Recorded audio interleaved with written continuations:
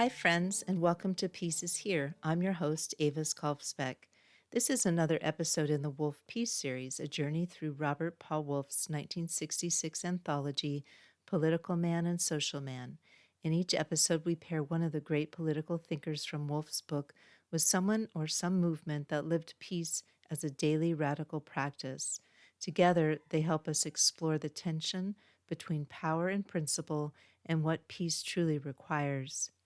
The thinker, Paul Le Meur, 1902 to 1986.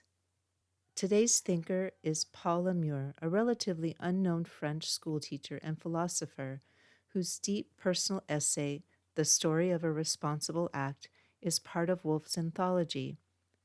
The essay recounts a harrowing moment during the Nazi occupation of France. Le Meur was ordered by German authorities to disclose which of his students were Jewish. Alone in his classroom, faced with this chilling demand, he chose not to comply. He simply said, "I do not know." It wasn't true, of course. He knew, but his refusal to name names became an act of conscience and an act of resistance. Le Meur doesn't portray himself as a hero. He reflects instead on the nature of moral responsibility. He asks, what does it mean to act ethically when the stakes are life and death?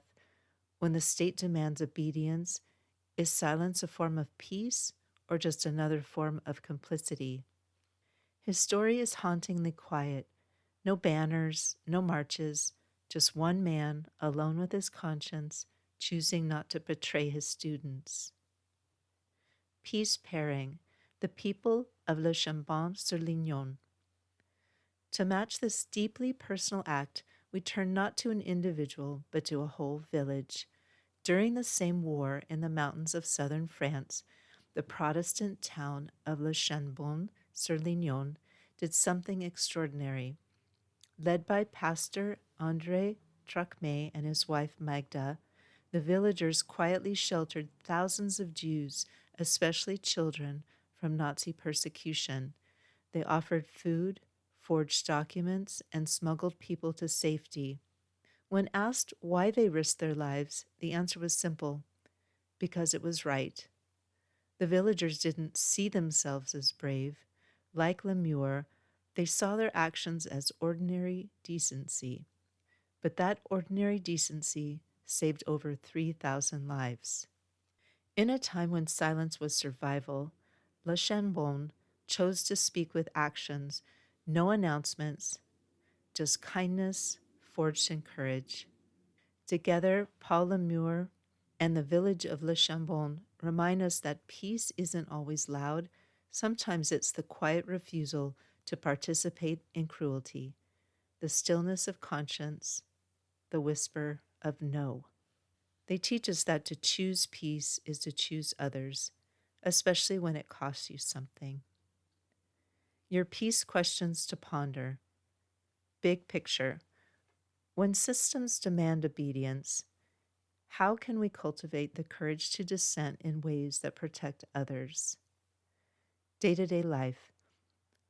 Are there small acts of conscience you can take this week, at work, in community, online, that signal your commitment to peace? That concludes this episode of Peace is Here. You can learn more at aviskalfsbeek.com, where I share updates on this podcast and my books. I write best friend activist short fiction in the Pedro the Water Dog Saves the Planet 6-book series, eco-adventure novellas for readers who care about justice, joy, and saving the world one story at a time. Coming up next, more thinkers, more peace pairings, and more bold questions from the Wolff Peace series. This episode is human narrated by me, but created with the help of AI, which has promised to let me know if it makes something up. So far, no confessions. But if you believe I've missed something, or if you just want to say hello, I'd love to hear from you. Podcast music is Dalai Lama Riding a Bike by Javier Peque Rodriguez. You'll find links to his music on Spotify and Bandcamp in the show notes. If you enjoyed this podcast, it really helps me if you subscribe on Apple Podcasts or wherever you listen. A quick rating or review helps others discover peaceful, independent storytelling.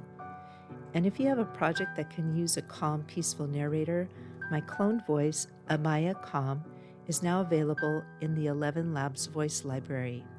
AMAYA Calm. The voice is designed to support storytelling that promotes peace and dignity. You can even have Amaya Calm read to you using the 11 Labs Reader app. She sounds like this. Peace is not something you wish for.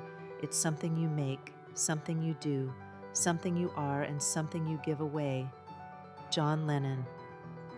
If you haven't used 11 Labs yet, it helps me if you use the link in the show notes below.